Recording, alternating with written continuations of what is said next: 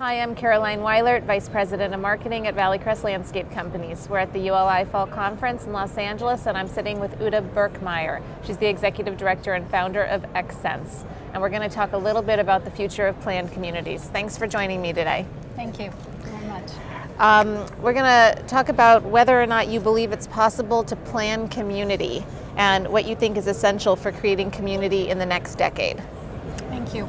Well, first of all, I'd like to explain what Xsense does. Xsense has a somewhat unusual service, and I created Xsense primarily because I moved back to the States from China about 10 years ago, and I saw that there was a lot of development going up then, and a lot of it was just differentiated by dollars per square foot. It was expensive, it was large, but it didn't give me meaning.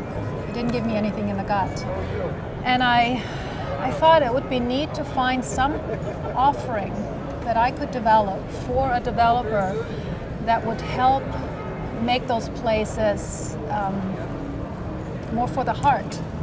And I didn't quite know what that was. It was very intangible. So I set out and studied old places, old towns in Europe, old towns in Asia, what they had. And there's really one thing we learned, and it wasn't planned. It grew over time. And it grew from one generation to the next, but every generation didn't do exactly what the generation before did. They were at liberty to be creative, but they always used the resources that were at hand, and not just physical resources, but art, music, food. Everything that grew there, things that were available, were used in new and different ways over time, over centuries. And it makes a very complex place. And it's not a planned community, but it's a place that is meaningful. It is deep.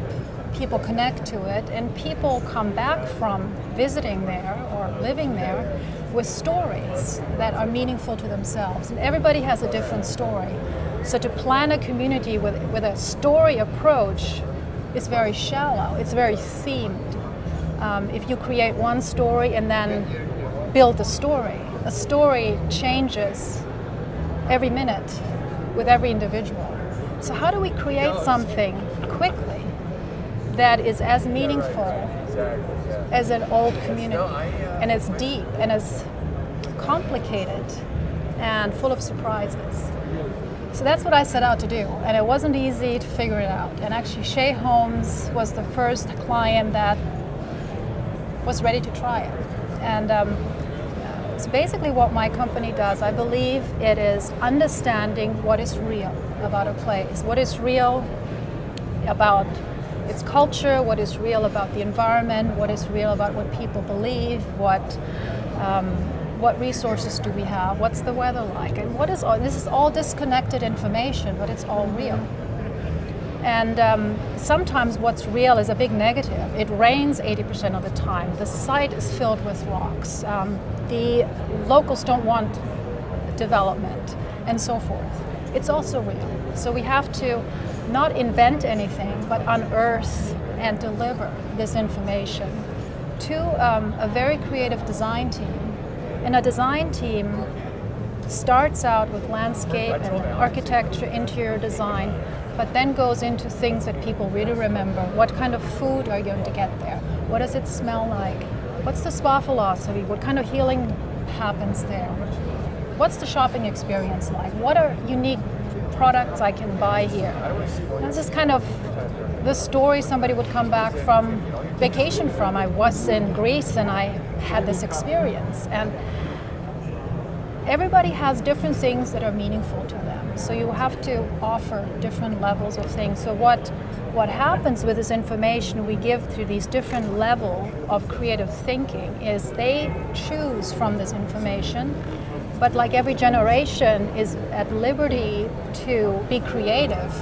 That's what they are. They are creative with this information. So in the end, what we do is not just deliver this information, this deep anthropological research that we